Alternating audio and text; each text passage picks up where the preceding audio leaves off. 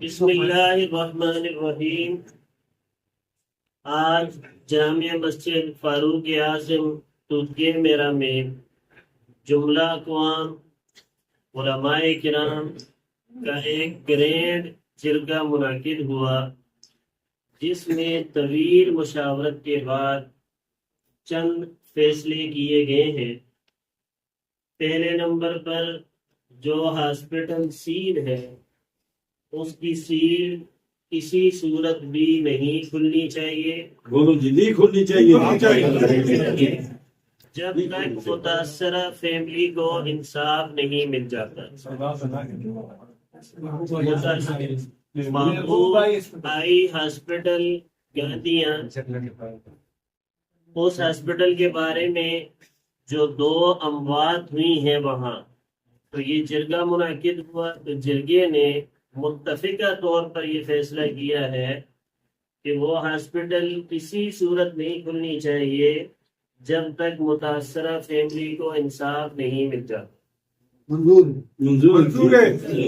دوسری بات، محکمہ ہیلتھ جس نے ابھی تک اس ہاسپٹل کے خلاف کوئی کارروائی نہیں کی، محکمہ ہیلتھ کو اس معاملہ کی شفاف انکوائری کرنی چاہیے، خصوصاً تمام ڈاکٹرز اور تمام میڈیکل سٹاف کی ڈگریاں چیک کی جائیں کہ آیا وہ ڈاکٹرز ہیں بھی کہ نہیں۔